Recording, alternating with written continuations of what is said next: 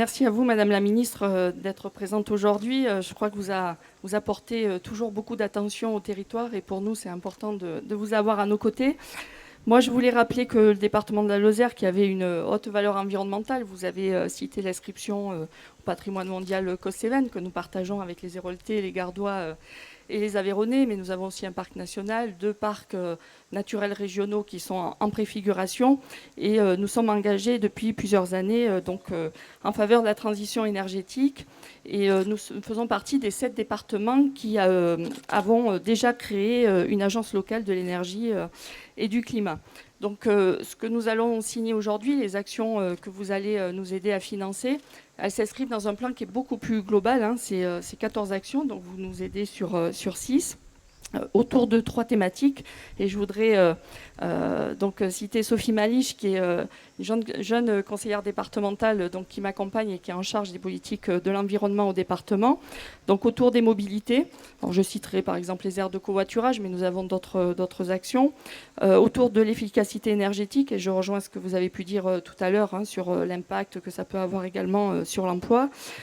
Donc avec un certain nombre de rénovations thermiques, et notamment pour nos collèges. Et puis, troisième axe, c'est tout ce qui touche au circuit court et à l'agroalimentaire, avec la mise en place d'une démarche agri-locale.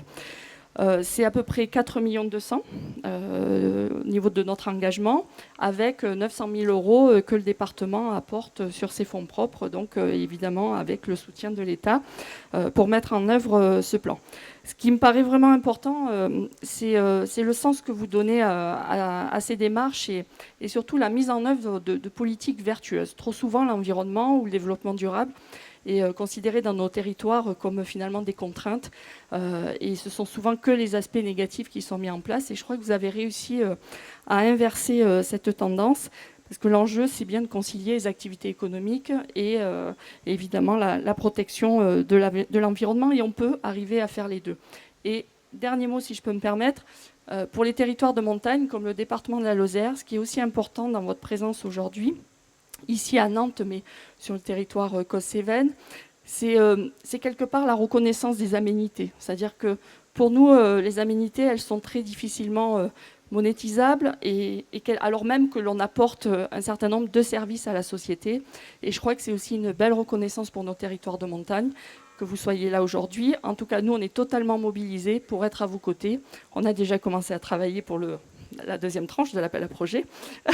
Voilà. Et puis, je ne peux que vous renouveler notre invitation à venir également dans notre beau département de la Lozère. Merci à vous, Madame la Ministre.